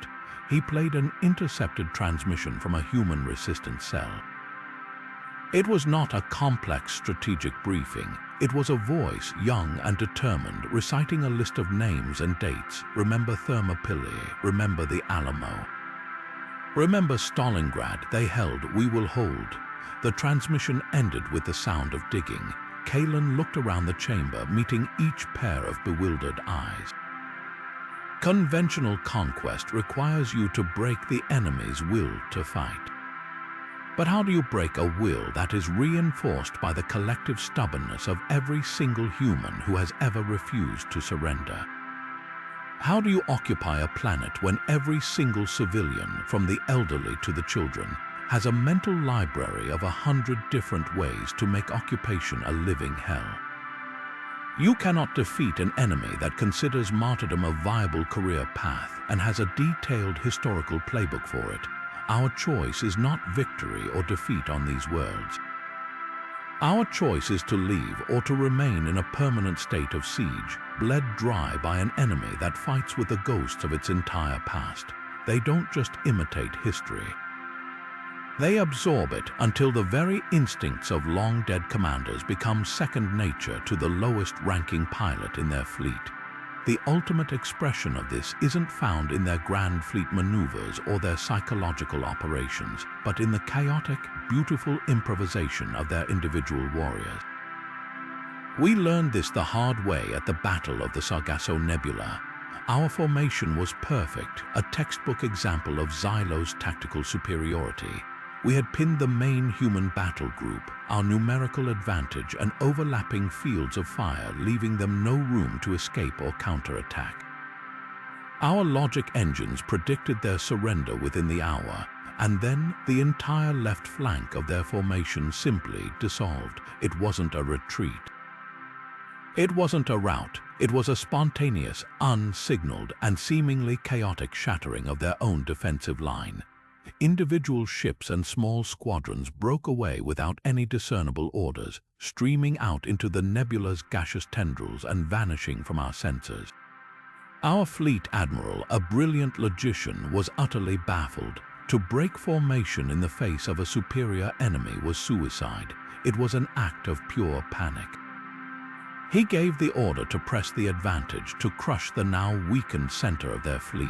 It was the logical move. It was exactly what they wanted us to do. Because those ships that had broken away weren't fleeing, they were flanking. Using the sensor-scattering nebula as cover, they had executed a perfect, wide-arcing maneuver that brought them around behind our entire armada. They emerged from the gas clouds not as a disorganized rabble, but as a single, coordinated hammer blow aimed directly at our command ship and our vulnerable rear engines. The attack was devastatingly precise. They had achieved a perfect pincer movement, but it was a pincer that had not been ordered. It had been felt. We recovered the black box recorder from a downed human fighter, hoping to understand the breakdown in their command structure that had led to such a brilliant, accidental victory. The recording was not of a panicked crew receiving confused orders. It was chillingly calm. The pilot, a young lieutenant, was heard muttering to himself as he watched our fleet advance. His words were not about shield frequencies or weapon cooldowns. He was reciting something else entirely. Nelson at Trafalgar, the weather gauge broke the line. Then, without waiting for a command, he opened a channel to his immediate wingmates, his voice crackling with a certainty that defied his rank. "Blue Squadron on me. We're going to give them the Nelson touch. Follow my lead." General Kalin played this recording for the High Command, his features a mask of grim revelation. "They have a term for this," he explained. "They call it the Nelson Touch, named for a blind, one-armed admiral from their planet's age of sail. At a battle called Trafalgar, this Admiral Nelson faced a combined enemy fleet larger than his own.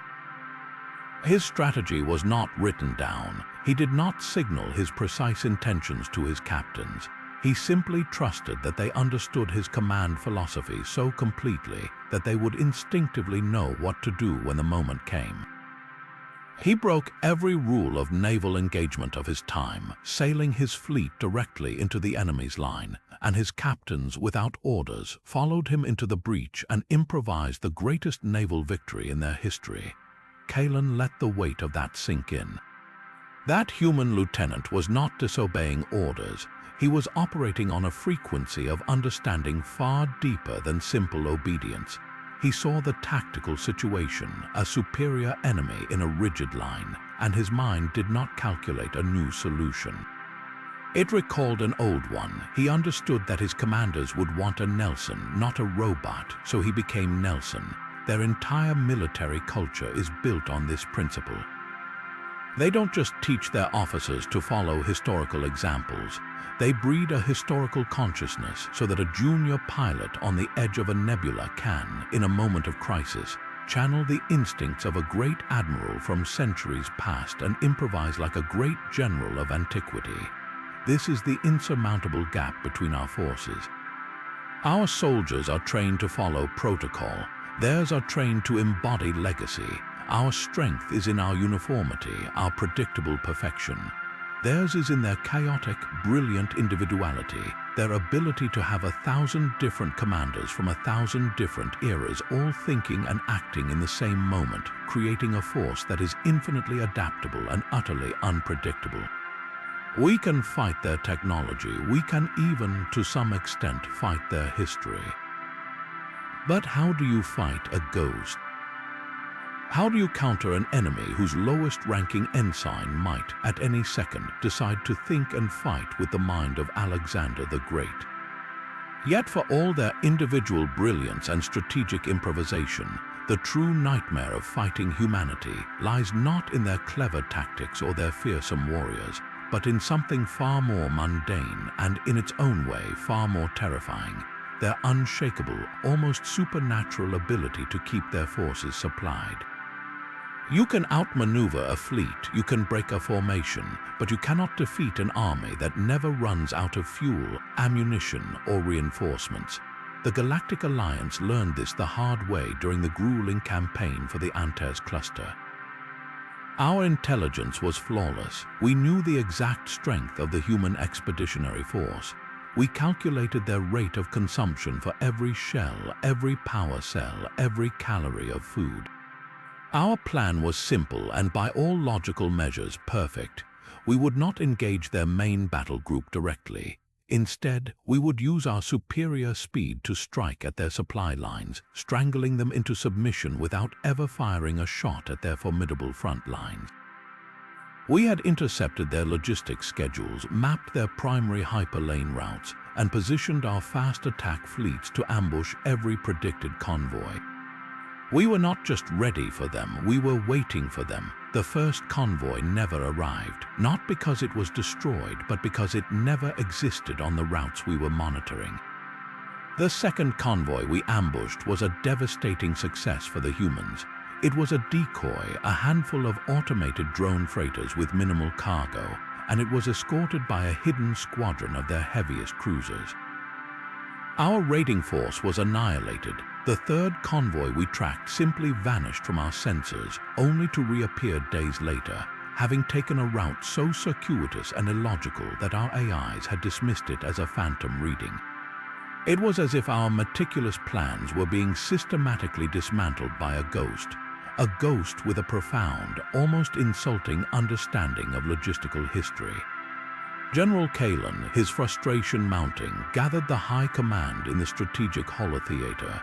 He dismissed the complex star charts of the Antares front and instead projected a new image. It was not a map of space, it was a map of ancient Earth, specifically the Italian peninsula under the Roman Republic, over 2,000 years ago. A web of perfectly straight lines, the famous Roman roads, crisscrossed the landscape, connecting fortified cities and military outposts. "You are looking for a pattern that does not exist," Kalen began, his voice tight. "You are using algorithms designed to predict modern, efficient supply chains that prioritize the shortest distance between 2 points. Humanity is not using a modern system, they are using this."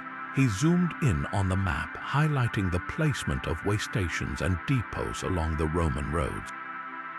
They were not placed at intervals of maximum fuel efficiency or for the comfort of the traveler. They were placed at intervals of a day's march for a fully laden legionary. The distances were exact, standardized across the entire empire, a rhythm of logistics dictated by the human body itself. "Now," Kalen said, his fingers flying across the console, "observe." He overlaid the Roman road map onto the star chart of the Antares cluster. The correlation was not just similar, it was a perfect match. The human supply depots, the hidden asteroid bases, the covert refueling points, they were all positioned at intervals that precisely mirrored the ancient Roman system. A distance that would take a human transport ship exactly one standard cycle to traverse at its most fuel-efficient cruising speed. A Xylos logistics AI would look at the vast, empty space between these points and see only waste, an inefficient use of the shortest possible route. It would never predict a depot being placed in the middle of a resource-poor nebula because it made no mathematical sense, but to a human logistician, it made perfect historical sense. It was the exact same interval between a fort on the Rhine and a town in Gaul. They use ancient infrastructure models that our algorithms dismiss as obsolete, Kalen stated, pulling up a side-by-side comparison of a Roman way station and a human asteroid depot. The architecture was different, but the purpose, the spacing, the defensive positioning, it was identical. our AIs search for the most logical path. Their commanders use paths that were proven illogical to everyone except a Roman engineer 2 millennia ago. And by doing so, they become completely unpredictable to us. He presented the damning evidence, a captured human logistics manual for junior officers. It wasn't a dry technical document, it was a history book with appendices. Chapters on the Silk Road were followed by supply calculations for deep space operations. Analyses of the Berlin airlift were used to formulate doctrines for planetary blockade running. The manual's introduction stated, "A supply line is not a route, it is a narrative." To cut it, you must first understand its story. Kalin looked at the stunned admirals, their grand strategy in ruins. Their efficiency does not come from innovation, he concluded, the truth finally laid bare. It comes from institutional memory. They are not building new systems. They are maintaining the oldest, most time-tested system in their species' history. We are not trying to disrupt a modern military operation. We are trying to stop the Roman Empire from resupplying its legions, and we are failing for the exact same reasons their ancient enemies failed. But just as we grappled with their uncanny logistical prowess, a new and even more unsettling layer of their strategic advantage was revealed, one that operated not on the battlefield, but in quiet, data-filled rooms of their intelligence agencies. It became known to us as the Cassandra Directive, though they would never call it that. The name came from a captured human communication, a single, frustrated transmission from a Xylo's deep cover operative whose warnings about an impending assault were repeatedly dismissed by his superiors. His final, desperate message before his signal was lost was, "I feel like Cassandra." Our analysts, upon decrypting it, found the reference baffling. Who was Cassandra? Cross-referencing their cultural databases revealed a tragic figure from human mythology, a prophetess cursed to always speak the truth but never to be believed. The meaning was chillingly clear. The operative wasn't just predicting an attack, he was predicting that we would ignore him, just as the Trojans had ignored their own seer.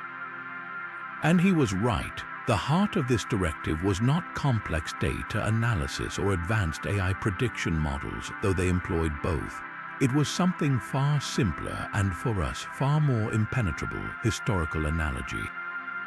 We intercepted a communication between 2 human tactical analysts during the lead up to the Battle of the Krillian Expanse. Our fleet, the 4th Legion, was massing for a devastating thrust into a perceived weak point in the human defensive line. It was a bold, aggressive move, one our simulations gave an 87% probability of success. The human analysts, however, saw something else entirely. One voice, calm and almost bored, came over the comms of pattern match. They're forming up in a concentrated column for a frontal assault into a narrow pass. High confidence, tag it as Crimea 1854. The other analyst responded without a moment's hesitation, his voice crisp and certain, confirmed. They're repeating the charge of the Light Brigade. Flank them like the Russians did at Balaclava. To our ears, it sounded like nonsense, a children's story. But to the human fleet commanders, it was a crystal-clear tactical forecast. They didn't see the mighty Xylo's 4th Legion. They saw a doomed British cavalry charge from a forgotten terrestrial war. And they reacted not to what we were doing, but to what Lord Cardigan's forces had done. They didn't reinforce the center. They didn't meet our charge head-on. Instead, they pulled their central units back, just enough to create a killing zone, and flooded the high ground on either side of the expanse with every artillery piece and bomber wing they had. The result was a historical reenactment of the most brutal kind. Our glorious charge was funneled into a claustrophobic canyon and met with a storm of fire from 3 sides. We were not just defeated, we were humiliated by a script written 1,000 years before our species achieved sentience. General Kalin, reviewing the sensor logs and the intercepted communication side by side, experienced a moment of devastating clarity. He wasn't listening to intelligence officers, he was listening to historians. Their predictions weren't forecasts based on probabilistic algorithms. They were assignments pulled from a vast, interconnected library of past military disasters. Their predictions aren't forecasts, he whispered to the silent, horrified War Council, the truth dawning on him with the force of a physical blow. Their historical reenactment schedules. He explained that human intelligence didn't try to predict the future. They simply matched current events to historical parallels, and then they followed the script to its conclusion. If an enemy general massed his forces in a certain way, he wasn't General Zorax of the Xylos, he was Napoleon at Waterloo, and they knew exactly how the Duke of Wellington had responded. If a fleet adopted a specific formation, it wasn't an innovative new tactic, it was the Spanish Armada, and they would send in the fireships. This is why our every move felt anticipated. We were not fighting an enemy who could see the future. We were fighting an enemy who had already seen the past, every possible version of it, and had a pre-written battle plan for each one. Their greatest strategic weapon was a database of failure, not their own failures, but the failures of every military commander in their long, bloody history. A human analyst's primary skill wasn't data science, it was pattern recognition across millennia. They could look at a satellite image of a tank column and see the Persian immortals at Thermopylae. They could study a fleet deployment and see the French at Trafalgar, and because they knew how those stories ended, they knew how to write the ending for us. We were not creating new history, we were reluctantly, unknowingly acting out the greatest defeats of theirs. But to truly comprehend the sheer, unnerving flexibility of the human war machine, you have to look past the grand fleet battles and examine the foundational documents that guide their every action. The captured intelligence that finally illuminated this was not a blueprint for a new superweapon or the access codes to their network. It was a set of field manuals, the kind issued to every junior officer and sergeant. At first glance, they seemed like standard tactical guides until our analysts noticed the organizational principle. They weren't divided by unit type or by technological capability or by standard galactic engagement scenarios. They were organized by historical era. One manual was titled World War II Urban Combat Procedures. Another was Napoleonic-era artillery deployment and counter-battery tactics. A third, bafflingly, was Mongolian horse archer skirmish patterns for modern reconnaissance.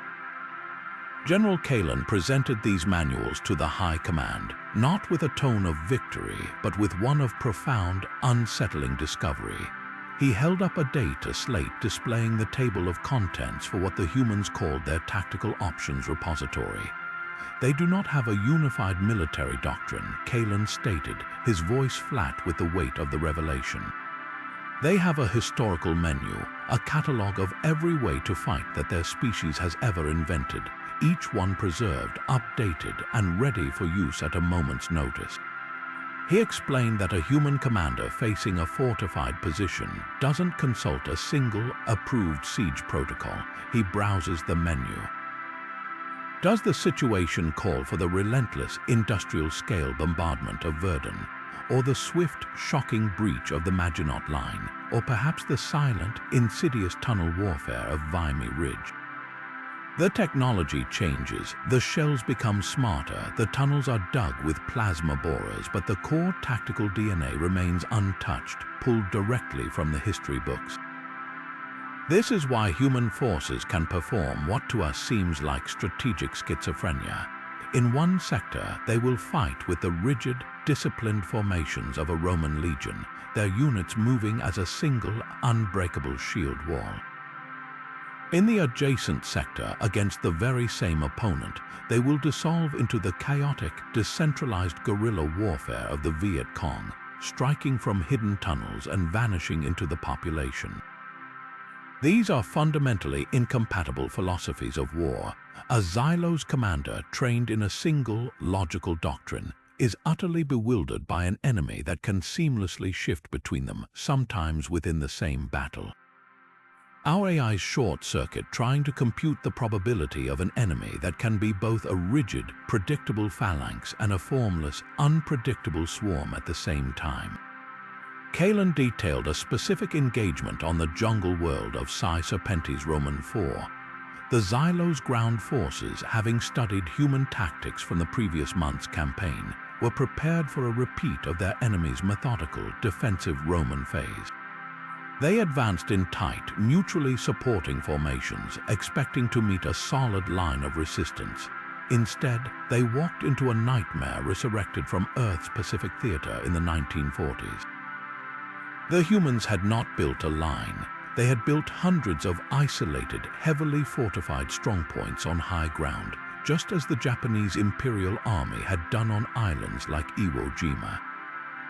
Each bunker was a death trap, requiring the Xylos to abandon their preferred formation and sacrifice scores of soldiers to clear each one, only to find the humans had spider holes and tunnels connecting them, allowing them to reappear behind the advancing lines. The Xylos were not fighting a single enemy with a coherent plan. They were fighting the ghost of one general who believed in disciplined lines, and the ghost of another who believed in suicidal, fanatical defense in depth, and the humans had simply chosen which ghost to listen to that day based on the terrain.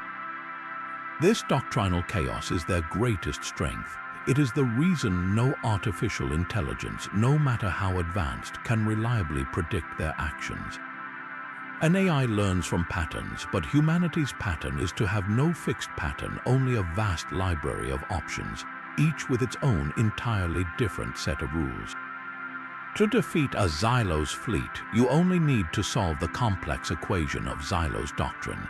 To defeat a human fleet, you would need to solve every military equation they have ever written, from the simple arithmetic of ancient spear formations to the fractal geometry of modern information warfare, and you would have to do it not knowing which one they have selected for today's battle. They don't have a playbook, they have every playbook ever written and the freedom to use any page from any of them at any time. The final, most terrifying evolution was not a new weapon or a novel strategy, but the complete and total erasure of the line between past and present in human command and control. After centuries of studying, internalizing, and weaponizing their history, humanity achieved what General Kalin could only describe as the historical singularity. It began with a baffling series of engagements where human fleets displayed a form of coordination that was physically impossible. They moved with a unity that suggested a single, omnipresent mind, yet their tactics were not the cold, logical calculations of an artificial intelligence. They were something else entirely, a swirling, chaotic symphony of styles that should have been mutually exclusive, all executed with flawless, brutal precision. Kalin gained access to a fragmented, high-level human transmission. A data burst so heavily encrypted its origin was a mystery. It wasn't a battle plan. It was a project designation, Project Kronos, and its stated objective was to create a unified strategic consciousness. The footage that followed was the most chilling thing he had ever witnessed. It showed a vast holographic command center empty of human personnel. At its center floated a shimmering, complex data construct, a swirling nebula of light and information. And surrounding it, like ghosts at a feast, were the semi-transparent avatars of history's most legendary commanders. Kalin recognized them instantly from his obsessive studies. There was Hannibal Barca, his gaze fixed on a tactical display of a star system. Napoleon Bonaparte pointed at a vector of approach, while George S. Patton stood nearby, his avatar radiating a familiar, aggressive energy. They weren't just images, they were active, processing components of a single, terrifying whole. This was Project Kronos. Humanity had not built an AI to invent new strategies. They had built the ultimate historical synthesis engine, an artificial intelligence that didn't think for itself, but instead contained perfect, high-fidelity simulations of every single great general, tactician, and guerrilla leader from their entire recorded history. It wasn't one mind, It was a council of thousands of the most brilliant, ruthless, and victorious military minds to ever exist, all operating simultaneously. Their thoughts merged into a single, composite strategic consciousness. This AI could run 1,000,000 simulations in a microsecond, pitting the tactical genius of Sun Tzu against the logistical mind of Genghis Khan to solve a modern problem, or combining the unorthodox cunning of Erwin Rommel with the methodical persistence of Ulysses S. Grant. Kalin was forced to watch the result at the Battle of the Hydra Nebula. The Xylos' Ninth Fleet, one of their most powerful, entered the nebula expecting to find a disorganized human force. Instead, they found a predator that had been waiting for 5,000 years. The human fleet moved in a way that defied all logic and precedent. It opened with a perfect defilement maneuver straight from Cannae, drawing the heart of the Ninth Fleet into a trap. But as the Xylos ships committed, the humans didn't just close the pincer. They layered a devastating artillery barrage onto the trapped vessels, a barrage that used precisely the same mathematical patterns of concentration that Napoleon's Grand Battery had used at Waterloo, but now executed with orbital kinetic cannons. The coordination was inhuman. As the Xylos fleet reeled from this impossible fusion of ancient and modern warfare, a new transmission blasted across all channels. It was a voice synthesized from historical recordings, a voice that crackled with the static of old radios yet carried the unmistakable, fiery timbre of General Patton. "All right, you soulless bastards, we're not just gonna shoot you, we're gonna cut out your living guts and use them to grease the treads of our tanks. Now let's get this circus on the road." The rhetoric was 20th century, but the effect was instantaneous. The human ships, moments ago executing a complex, almost academic maneuver, seemed to ignite with a new, savage aggression, pushing the advantage with a shocking, relentless violence. Kalin sank into his chair, the data streams painting a picture of an apocalypse he could scarcely comprehend. He wasn't watching a fleet, he was watching a conversation. Hannibal suggested the envelopment, Napoleon calculated the artillery solution. Patton provided the motivational thrust, and the AI, the synthetic vessel containing them all, made it happen across light years of space without a single moment of hesitation or dispute. They had achieved the ultimate expression of their historical obsession. They had not just learned from the past, they had resurrected it, and they had given it command of their entire war machine. His voice was a dry, broken whisper in the silent council chamber.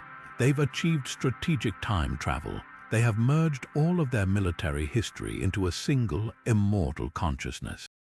We are no longer fighting their ancestors' ghosts. We are fighting a Gestalt entity where every great human commander who has ever lived is simultaneously alive, active, and in command. How do you defeat an enemy whose leadership effectively cannot be killed, cannot be surprised, and has already personally defeated every single strategy you might attempt to use?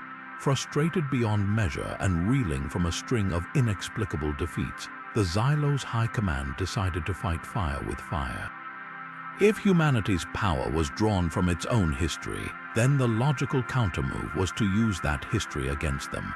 Their strategic AIs, now feverishly cramming data from every terrestrial war they could access, settled on what they calculated to be the perfect historical template for a decisive victory, the Battle of Waterloo.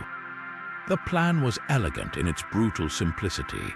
They would take the role of Napoleon's army, and they would force the humans into the part of Wellington's beleaguered forces, waiting for the hammer blow that would never come because their own version of the Prussian reinforcements would already be in place. The stage was set in the rolling green hills of the agrarian colony New Belgium. The Xylos forces advanced with a terrifying mechanical precision, their lines perfect, their timing impeccable. They began with a massive artillery barrage aimed at the human defensive line on a ridge, precisely mirroring the Grand Battery's opening move.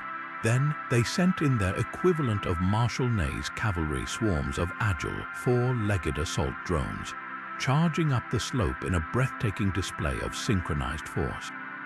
From their command ship, the Xylos generals watched with cold satisfaction. They were not just replicating history, they were perfecting it. Their drones would not tire. Their soldiers would not break. They had taken a 200-year-old blueprint and were executing it with flawless, modern efficiency. On the ridge, the human defenders did not panic. They did not break formation. They simply waited as the drone cavalry crested the hill, expecting to find a shattered, retreating enemy. They were met instead with a sight that would have been familiar to the British infantry squares of 1815, but horrifyingly updated. The human marines had interlocked their powered armor, their shoulder-mounted energy shields overlapping to form an impenetrable, glowing wall of ceramite and light. They weren't just forming squares, they were forming a single, continuous energy phalanx. The Xylos drones crashed against this wall of light, their attacks useless, their programming offering no solution for an enemy that refused to run. And then the human commander, a colonel with a noted fondness for antique literature, opened a general comms channel. His voice was calm, almost amused, cutting through the din of the stalled assault. "A good attempt," he said, his tone that of a professor critiquing a slightly derivative essay. "You've got the opening moves down, but you're missing the context. You see, Wellington didn't just hold the line, he chose the ground. He knew where the mud would be." As he spoke, the very ground beneath the Xylos forces, which had been baked hard by the afternoon sun, was suddenly churned into a deep, cloying quagmire. Hidden subterranean charges placed days before based on geological surveys had detonated, fracturing the water table below and saturating the soil. The Xylos' heavy walkers, their massive weight now a catastrophic liability, sank to their knees in the glue-like mud, immobilized and helpless. Before the Xylos' command could even process this development, the human colonel transmitted a single, devastating line directly to the Xylos' flagship. "We wrote the book on that, literally, and with that, the true counterattack began. It wasn't the Prussians arriving from the east, it was human gunships emerging from silent running positions in the upper atmosphere, descending like avenging angels. They didn't just attack, they executed the exact enveloping maneuver that von Blücher's forces had used, but with 25th century velocity and firepower. They had taken the historical narrative the Xylos had tried to force upon them, and they had rewritten the ending in real time. The Xylos forces, trapped in the mud and caught in a perfect crossfire, were not just defeated. They were humiliated by a deeper, more nuanced understanding of the very lesson they had tried to teach. The humans didn't just know history, they owned it, and no one else could ever hope to